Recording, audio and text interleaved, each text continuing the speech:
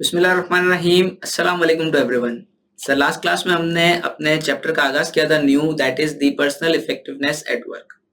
और हमने ये समझा था कि पर्सनल इफेक्टिवनेस के लिए टाइम मैनेजमेंट कितनी ज्यादा जरूरी है, उसके क्या फायदे होते हैं, क्या नुकसान होते हैं, सारी चीजें हमने कवर की थी। और आज जो चीज हम देखने जा रहे हैं ना, वो ना सिर्फ आपको इस सब्जेक्ट के लिए काम आएगी, बल्कि आपके आगे प्रोफेशनल क्वालिफिकेशन में जितने भी सब्जेक्ट्स है ना, उन सब में, और आपके इवन प्रोफेशनल लाइफ के स्टार्ट से लेकर टिल द टाइम के जब आप एक एक्सपीरियंस और प्रोफेशनल बंदे हो गए होंगे, जहां पर आपके पास एक बहुत बड़ी टीम और बहुत बड़े प्रोजेक्ट को आप मैनेज कर रहे होंगे, ये टॉपिक आपको तब भी काम आएगा। और ये टॉपिक क्या है सर? ये टॉपिक है टाइम मैनेजमेंट टेक्निक्स। तो आइए जरा स्टार्ट करते हैं, देखते हैं कि टाइम मैनेजमेंट टेक्निक्स हमारे पास कौन कौन सी हैं और किस तरह से हम उसको यूज करके अपने टाइम मैनेजमेंट को बेहतर बना सकते हैं। नंबर 1 हमारे पास है spend time planning and organising. अच्छा, मैं एक एक करके डिटेल में इनको समझाऊंगा, अभी सिर्फ एक बर्ड आई व्यू ले रहे हैं। नंबर 2 हमारे पास produce an activity log. Number 3 cost your time. Then you have the make your list. And number 5 prioritize. तो ये 5 हमारे पास टेक्निक्स हैं, और ये 5 टेक्निक्स जिस ऑर्डर में लिखी है ना, ये इसी ऑर्डर में फॉलो नहीं करनी होती है। ये पांचों टेक्निक्स एक साथ जो है ना, वो यूज हो रही होती है for the time management, a good time management. तो आइए जरा एक एक करके सबको हम पढ़ते हैं, उनके ऊपर थोड़ी सी डिस्कशन करते हैं। बहुत इजी सी होती है, बट अगेन कुछ चीजें होती हैं इजी, मगर हम उसको मिस कर रहे होते हैं। तो पहली चीज है spend time planning and organising. Sir यहाँ पर ये चीज हमें समझाई जा रही है कि भाई कोई भी काम करना है ना, तो उस काम की सबसे पहले प्लानिंग बहुत ज्यादा जरूरी है। मैं आपको बताऊं कि बहुत सारे जो बड़े बड़े प्रोजेक्ट्स होते हैं, बड़े बड़े जो कंपनीज अपने प्रोजेक्ट्स पे काम कर रही होती है, उसमें क्या होता है कि वो कंपनीज या वो टीम सबसे पहले उसकी प्लानिंग पे टाइम लगाते हैं, और once they are done with the planning, वो कहते हैं कि भाई हमारा 50% काम हो गया। क्या मतलब सर? काम तो किया ही नहीं, सिर्फ प्लानिंग हुई है ना। अभी तो सिर्फ सोचा है, अभी तो ये डिसाइड हुआ है कि भाई क्या प्लान है, और 50% हो गया काम। यस। क्यों? क्योंकि आपने जब ये सोच लिया ना कि कौन सा काम, कौन सा बंदा, किस दिन, किस तरह करेगा, जब आपने ये सारी चीजें सोच ली, क्या कौन सा काम किस दिन किया जाएगा, कौन सा बंदा करेगा, और वो किस तरह से इस काम को करेगा, उसके बाद कौन सा काम होगा, फिर कौन सा काम होगा, फिर कौन सा काम होगा, जब आपने ये पूरी चीजें सोच ली ना, तो अब तो क्या करना है? अब तो आपने रोज आना है, उस प्लान को देखना है, उसके हिसाब से काम करना है। रोज आना है, प्लान देखना है, काम करना है। तो अब तो कुछ मुश्किल होगा ही नहीं, अब तो बस आपने काम करते जाना है। यानी मेन चीज क्या थी? वो आपकी प्लानिंग थी। मैं आपको इसकी एक अपनी पर्सनल एग्जांपल दूं कि जब मैंने अपनी चार्टर्ड अकाउंटेंसी स्टार्ट की थी ना, तो from the very first day मैंने भी प्लानिंग की थी कि भाई मैं अपना सीए एंटर किस तरह कंप्लीट करूंगा। तो मैंने ये प्लानिंग की थी कि भाई मैं जो अपने शुरू के हमारे जब मैं सीए एंटर में था, तो शुरू में 4 पेपर हुआ करते थे फर्स्ट लेवल यानी एएफसी में। मैंने सोचा था कि ये मैं पेपर दे दूंगा 6 मंथ्स, यानी फर्स्ट अटेम्प्ट के अंदर ये 4 पेपर दे दूंगा। उसके बाद 2 पेपर मैं दूंगा कैफ के फास्ट ट्रैक पे, 2 पेपर कैफ के फास्ट ट्रैक पे दूंगा। उसके बाद फिर मैं दूंगा 4 पेपर अपने सीए के कैफ यानी के सेकेंड स्टेज के इन 6 मंथ्स अगेन। और उसके बाद फिर 3 पेपर दे दूंगा कैफ के इन नेक्स्ट 6 मंथ्स। तो ये बाकायदा मैंने अपनी प्लानिंग की थी सीए इंटर की, कि इस तरह से करके मैं अपने जो सीए इंटर की पूरी जर्नी है वो 20 मंथ्स में कंप्लीट करूंगा। क्यों? क्योंकि जितना जल्दी मैं अपना सीए इंटर कंप्लीट करूंगा, मेरा जो एफटीएस है, एक एफटीएस चीज होती है जो कि आपके एडमिशंस का नंबर होता है from the institute of chartered accountants of Pakistan. उसकी बेस के ऊपर जो बिग 4 है वो ये जज करती है कि ये जो स्टूडेंट आ रहा है वो कितना ज्यादा काबिल है, ये कितना केपेबल है। अगर पुराना नंबर होगा, उसका पुराना एडमिशन है, इसका मतलब ये स्टूडेंट बहुत बार फेल हुआ है। तो मेरा जो एफटीएस था, एफटीएस नंबर वो बहुत लेटेस्ट था जब मैं फॉर्म के लिए अप्लाई कर रहा था।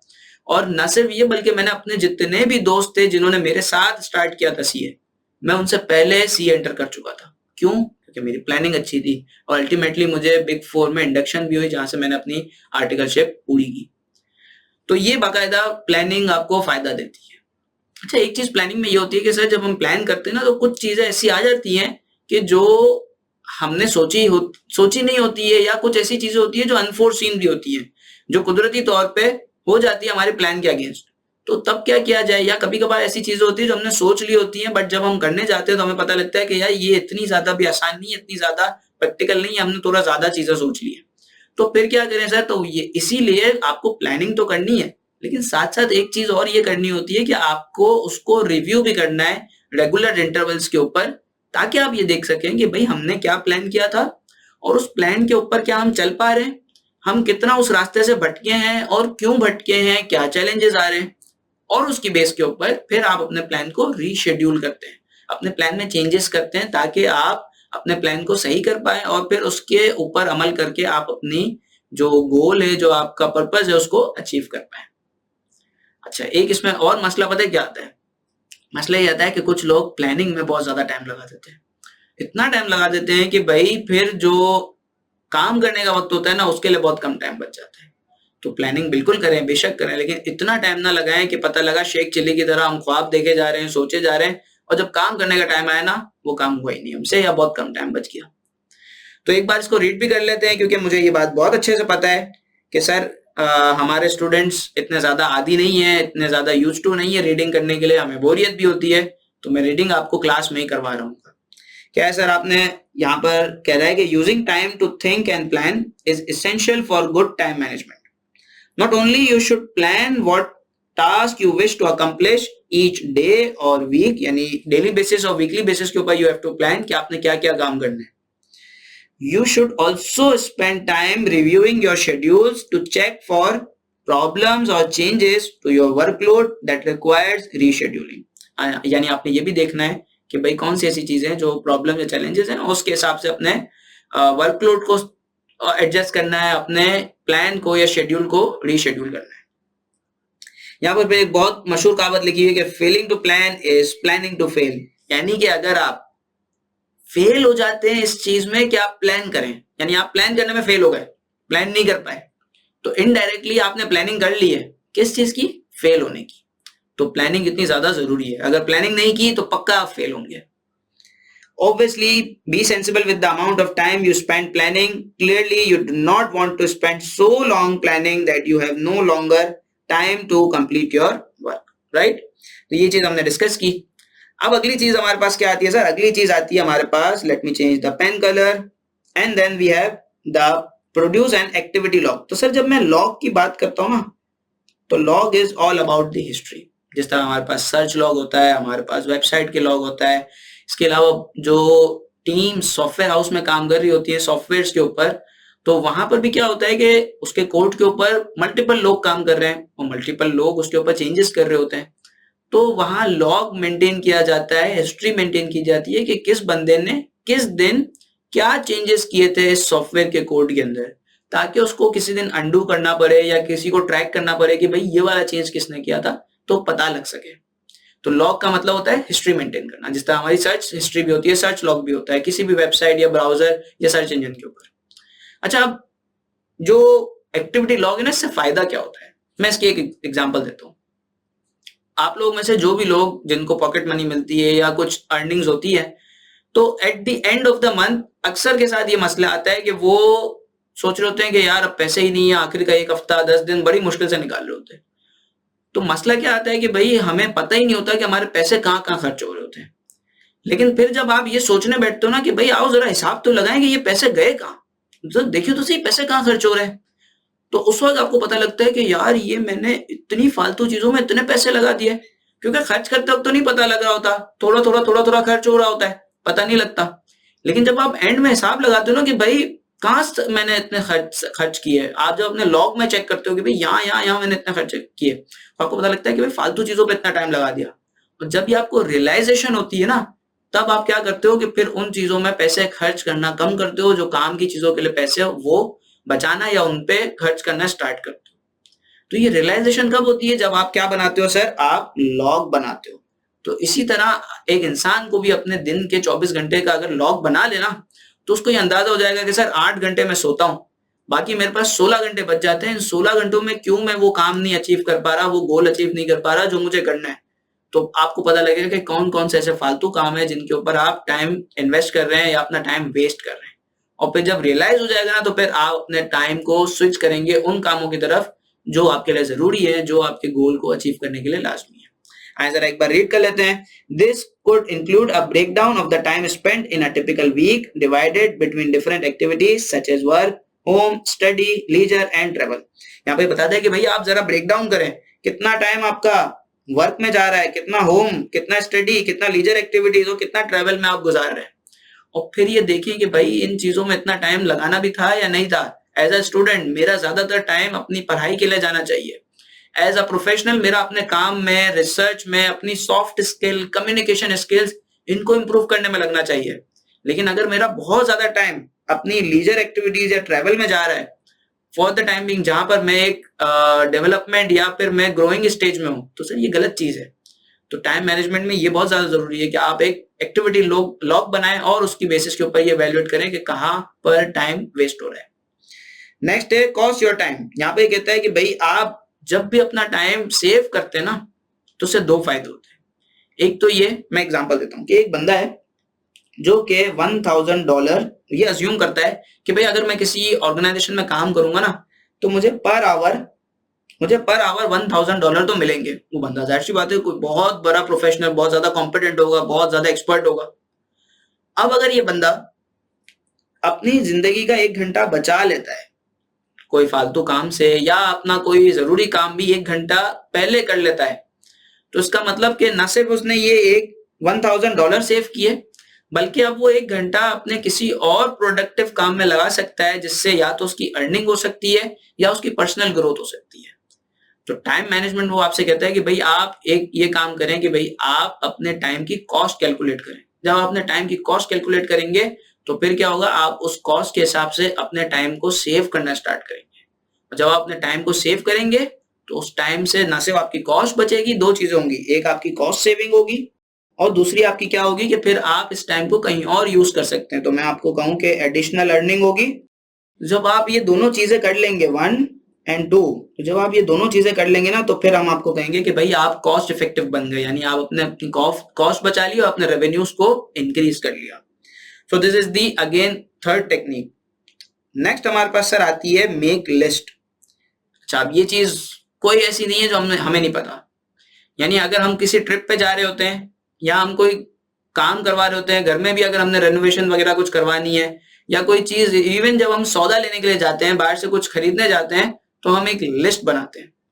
तो यही लिस्ट अगर हम स्टार्ट कर लें अपने डेली बेसिस के ऊपर या वीकली बेसिस के ऊपर कि भाई ये काम मुझे करने हैं, ठीक है ना, तो आपकी जिंदगी आसान हो जाएगी। आपको ट्रैक भी रहेगा कि कौन कौन से काम आपको करने हैं और कौन से काम कब करने हैं, ठीक है ना, कोई मिस आउट भी नहीं होगा।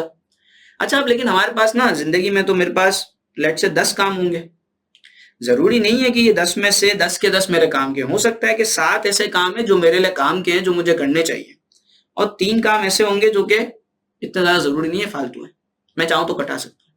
तो भाई लिस्ट के अंदर मैं लाजमी इन 7 कामों को रखूंगा, क्योंकि ये वो काम है जो मुझे लाजमी करने हैं, तो मैं इसको तो मिस नहीं कर सकता, ठीक है ना। अच्छा, अब जब ये लिस्ट मैंने बना ली, तो अब मैं डेली इनको डिवाइड करूंगा कि रोज मैं किस तरह से काम करूंगा, कौन कौन से काम को कब करूंगा। तो इनको डिवाइड किया मैंने डेली टास्क के अंदर कि मैं कब कब कौन से दिन कौन सा काम कर रहा हूँ। अच्छा, अब फिर क्या करना है कि सर जब डेली आपने टास्क डिवाइड कर लिया ना, तो अब उस दिन आपने मजीद दूसरा कोई काम नहीं करना। यानी कि फॉर एग्जांपल मैंने सोचा था कि भाई मैं सुबह उठकर यहाँ आईक्यू आऊंगा और मैं इस लेक्चर की क्लासेस रिकॉर्ड करूंगा, फिर उसके बाद दूसरे की, तीसरे की, इस तरह काम करूंगा, देन फिर उसके बाद दूसरे अपने फर्म के किसी काम को टाइम दूंगा। अब हुआ क्या, बीच में आते आते एक दोस्त की फोन कॉल आई कि भाई मैं आईक्यू के पास हूँ और मुझे ना अपना इलेक्ट्रिसिटी का बिल भरने चला है और मेरे साथ चलो। भाई मैं क्यों चलूं, तुम्हारे घर का इलेक्ट्रिसिटी का बिल है, तुम चलो। नहीं, तुम दोस्त हो मेरे, तुम्हें दोस्ती का हक अदा करना पड़ेगा, मेरे साथ चलना पड़ेगा। अब क्या हुआ, मैं उसके साथ चला गया, वहां जाने में टाइम लग गया अलग, फिर बीच में चाय के लिए बैठ गए, गप्पे शप्पे लगाने लिए बैठ गए और टाइम निकल गया और रिकॉर्डिंग अपनी रह गई। तो इससे क्या हुआ कि मैंने एक काम अपना ऐड किया उस लिस्ट के अंदर जो कि मैंने पहले से नहीं सोचा था। तो मेरी जो एक्चुअल जो मेरे लिए इंपॉर्टेंट काम थे वो सफर हुए, वो सेक्रीफाइस हो गए। तो जब आप लिस्ट बना लेंगे ना, तो फिर उस लिस्ट के हिसाब से आपने एलोकेट किया होता है कि किस काम को कितना टाइम देना है। तो फिर अब आपने मजीद कोई भी काम, अनलेस कि वो बहुत ज्यादा अर्जेंट है, उस अपनी एक्टिविटी के अंदर या अपने टारगेट में इंक्लूड नहीं करना, अदरवाइज आपके बाकी जो काम आपने सोचे हुए हैं वो डिस्टर्ब हो जाएंगे। एक बार रीड कर लेते हैं। Plan the whole of the coming week in advance, then make a list every day before you start work, refuse to do anything that is not on the list for each day. इसके अलावा कोई भी काम आता है मना करते हैं आप।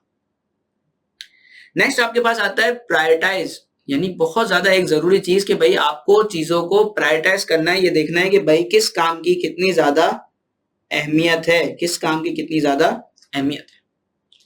सर अब ये कैसे पता लगेगा कि कौन से काम की कितनी ज्यादा अहमियत है? ये आपको पता लगेगा दो चीजों से। वो दो कौन सी चीजें? वो दो ये चीजें हैं, number 1 importance and number 2 urgency. अच्छा सर, इन दोनों चीजों को देखेंगे तो हमें पता लग जाएगा कौन सा काम हमारे लिए प्रायोरिटी पर है और कौन सा काम प्रायोरिटी पर नहीं है। जो काम प्रायोरिटी पर है उस काम के ऊपर तवज्जो दो, उस काम के ऊपर एफर्ट्स लगाओ, उसको अपना टाइम दो। वो काम जो आपके लिए प्रायोरिटी पर नहीं है, आप उसके साथ डिफरेंटली डील कर सकते हैं। या तो आप उसको मिस करा सकते हैं या फिर आप उसको डिले कर सकते हैं। सर ये तो आपने समझा दिया कि भाई प्रायोरिटी पे कौन है, किस तरह से इंपॉर्टेंस और अर्जेंसी। अब ये हमें कैसे पता लगेगा कि कौन सा काम इंपॉर्टेंट है और कौन सा काम इंपॉर्टेंट नहीं है, कौन सा काम अर्जेंट है और कौन सा काम अर्जेंट नहीं है? तो उसके लिए मैं आपको बताता हूं कि भाई आपने पता है क्या करना है। इंपॉर्टेंस के लिए आपको ये देखना है कि भाई ऐसे कौन से काम है जिनको अगर मैं ना करूं तो मेरे ऊपर उसके सिग्निफिकेंट बुरे इंपैक्ट आएंगे। यानी कि आपने इनडायरेक्टली देखना है, ये नहीं देखना है कि कौन सा काम कर लूंगा तो फायदा होगा। आपको ये देखना है कि भाई अगर तो मैं ये काम ना करूं तो मुझे क्या नुकसान होगा या मेरी लाइफ पे क्या इंपैक्ट आएंगे। फॉर एग्जाम्पल, मुझे बॉस ने एक काम बोला और मैं वो काम ना करूं, क्या होगा सर? वो लात मार के भगाएगा, बोलेगा छुट्टी, फायर, आप कल से मत आना। यानी ये काम तो इंपॉर्टेंट हुआ, अगर मैंने नहीं किया तो मेरी जॉब जाएगी।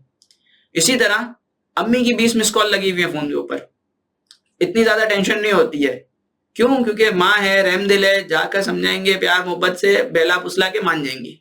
यही अगर अब्बू की एक मिस कॉल हो जाए तो आपको पता है कि फिर क्या हालत होती है, और आप मुझसे बेहतर ही जानते हैं कि उसका क्या अंजाम होगा। क्यों? आपको पता है अगर वो फोन नहीं उठाया तो फिर क्या होने वाला है। तो इसी तरह आप चीजों की इंपॉर्टेंस को इवेल्युएट करते हैं। नेक्स्ट आपके पास आता है अर्जेंसी। सो अर्जेंसी हमें सबको पता है कि जिस काम की डेडलाइन जितनी करीब होती है वो काम उतना ज्यादा अर्जेंट होगा, और जिसकी डेडलाइन यानी कि बाय मैक्स उस दिन वो काम हो जाना चाहिए, दैट इज द डेडलाइन। अगर इसके आगे हुआ तो फिर करने का फायदा नहीं है। तो दैट इज द डेडलाइन। तो वो जितनी ज्यादा करीब होगी उतना ज्यादा वो काम अर्जेंट होगा, और उसकी बेस के ऊपर आप चीजों को प्रायोरिटाइज कर रहे होते हैं। तो इंपॉर्टेंस और अर्जेंसी की बेस के ऊपर ना हमारे पास 4 कॉम्बिनेशन या मैं कहूंगा कि प्रोबेबिलिटीज बनती है। ठीक है ना? आए जरा एक एक करके उनको हम स्टडी करते हैं और देखते हैं कि भाई उन प्रोबेबिलिटीज पे हमें किस तरह से डील करना है। तो सर सबसे पहले हमारे पास आता है वो काम जिनकी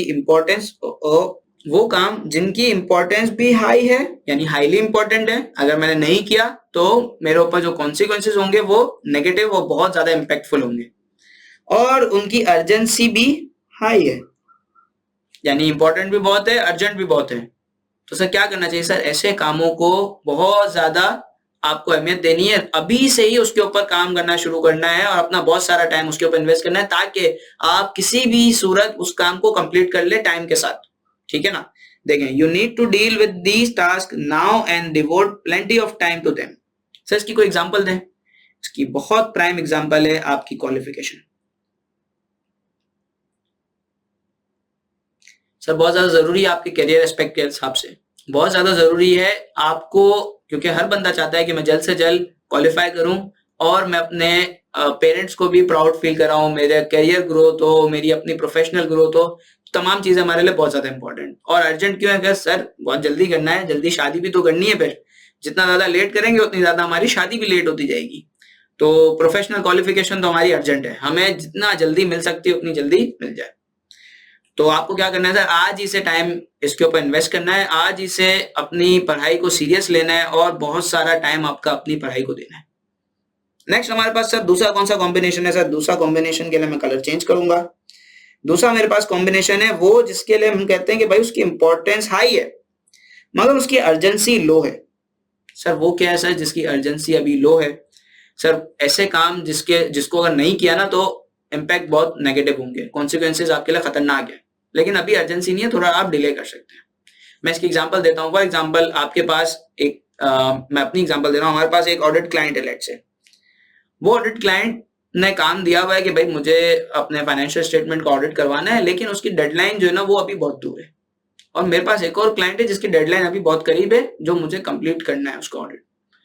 तो अब मैं क्या करूंगा कि ये जो मेरा जो क्लाइंट है जिसकी डेडलाइन दूर है, उसने मुझसे अभी फौरन नहीं कहा है कि भाई आप मुझे विद इन अ मंथ और विद इन अ वीक मुझे आप रिपोर्ट दे दें। तो अब मैं क्या करूंगा कि मेरे पास अगर कोई जूनियर स्टाफ होगा या कोई मेरा एसोसिएट या असिस्टेंट होगा ना, मैं ये काम उसको दे दूंगा कि भाई तुम एक काम करो, इसके ऊपर काम तो शुरू करो, है ना, बिल्कुल छोड़ो मत, क्योंकि काम तो इंपॉर्टेंट है, मेरा क्लाइंट है वो, अगर वो चला गया तो पैसे कौन देगा, मेरा रेवेन्यू कहां से आएगा, प्रॉफिट्स कहां से आएंगे। तो छोड़ो मत, कुछ ना कुछ काम उसके ऊपर करते रहो, ठीक है ना। तुम उसके साथ क्लाइंट के साथ बात करते रहो, उससे डेटा लेते रहो, उससे अंडरस्टैंडिंग लेते रहो और काम करते रहो। एक वक्त आएगा कि जब ये वाला क्लाइंट की डेडलाइन करीब आ जाएगी, जब मुझे क्लाइंट बोलेगा mister Musaddiq where is the report, where are the financials, तो फिर आपको क्या करना पड़ेगा, फिर आपको उस एसोसिएट को कहोगे कि भाई एक काम करो, ये सारी चीजें मुझे दे दो, अब मैं देखूंगा इसको। तो आप अपना टाइम उसके ऊपर डिवोट करना शुरू करेंगे और फिर अब ये क्या होगा, इस कैटेगरी से निकलकर यहाँ पर स्विच हो जाएगा, जहां पर आपको होगा कि इंपॉर्टेंस भी आई है और अर्जेंसी भी आई है, और फिर आप उसके ऊपर अगेन ज्यादा टाइम इन्वेस्ट करने लग जाएंगे। सर इसकी एग्जांपल क्या है, some of these task may be delegated for now, लगे भाई इनको आप डेलीगेट कर सकते हो, दूसरों को दे सकते हो कि भाई अभी फॉर द टाइम बिंग इनके ऊपर थोड़ा थोड़ा काम करते रहो, प्रोग्रेस करते रहो।